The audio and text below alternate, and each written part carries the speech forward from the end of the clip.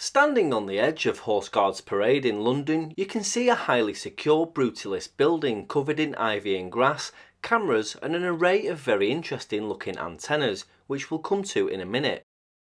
This is the bomb-proof bunker known as Admiralty Citadel that was designed by W.A. Forsyth and built between 1940 and 1941. It's the most visible in a network of bomb-proof bunkers and tunnels constructed during the Second World War. It acted as a command and operations centre for the Admiralty during the war. They'd previously been housed in the old Admiralty building next door, a building far more fitting in its surroundings, which also supports an impressive antenna system, but this wasn't secure enough against attacks from the Luftwaffe. The Citadel has 30-foot foundations, a 20-foot thick concrete roof, and has tunnels linking to Whitehall. Secrecy was paramount and, at first, the press were forbidden to even acknowledge its existence. It also has a grass lawn on the roof to disguise it from the air.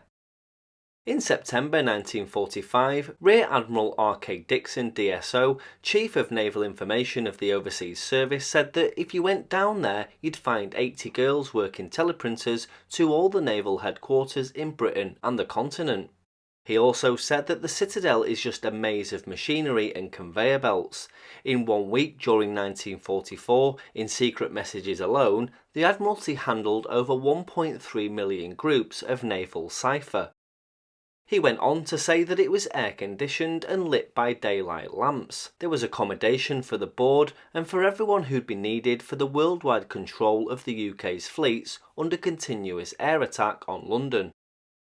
After the war, the building was considered by many as an eyesore and its future was discussed in Parliament in 1955, with MPs calling it hideous and an offence to the architecture of London. Various plans were considered but never happened due to cost, and demolition was a huge undertaking and far too expensive, so in 1992 the British government set up the Admiralty Communications Centre and the building was named HMS St Vincent.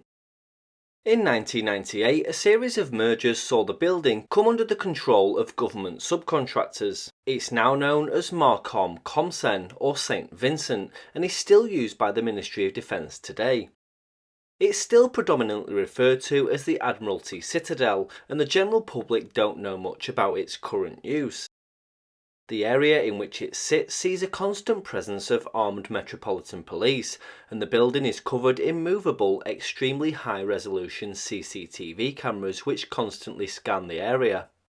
So back to the antennas.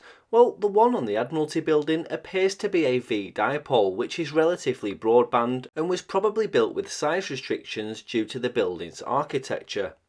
It's possible that it was implemented by the Diplomatic Wireless Service, a communication system set up for the British Foreign Office and was linked to various radio services used by the government with different systems.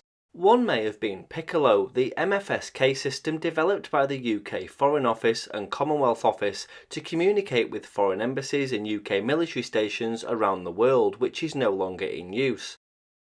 Another may have been Canard, a digital radio messaging system developed by Her Majesty's Government Communications Centre at Hanslope Park, but the majority of embassy communications were dealt with by unipole flagpole antennas and base-mounted remote tuners, as well as loops and log periodics.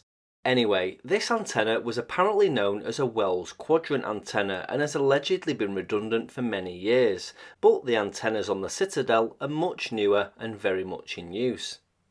I started researching this video after seeing a Reddit post showing these photos shared by somebody asking what they were. So these are in basic terms a helical antenna, which is an omnidirectional antenna, but these aren't quite as simple as what we know as a normal helical. These are axial helicals that function as a directional antenna radiating a beam off the end of the helix along the antenna's axis. They radiate circularly polarized radio waves and are commonly used for satellite communications. Circular polarization is often used when the relative orientation of the transmitting and receiving antennas can't be easily controlled, such as when in use with satellites or where the polarization of the signal may change, so axial or end-fire helical antennas are frequently used for these applications. Since large helicals are difficult to build and difficult to steer and aim, the design is commonly employed only at higher frequencies, ranging from VHF up to microwave.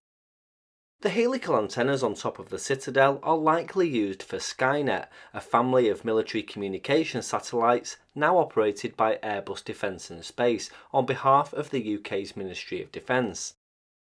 They provide strategic and tactical communication services to branches of the British Armed Forces. Other users include the British intelligence agencies, some UK government departments and agencies, as well as allied governments.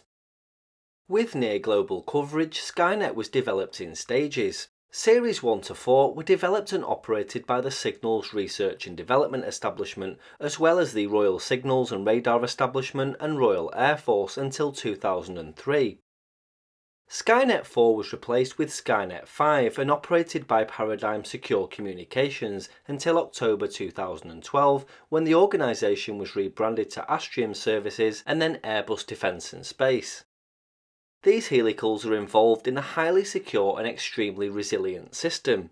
In early 1999, Reuters reported that the Skynet system was breached by a group of hackers who issued blackmail threats against the MOD. However, it was later reported that the allegations were wrong. So, the next time you're sightseeing at Horse Guards Parade, take a glance towards the rooftops and you'll see some very interesting antennas that are part of a very secret system. And if you'd like to know more about embassy antenna systems, then I'll link my video at the end of this one.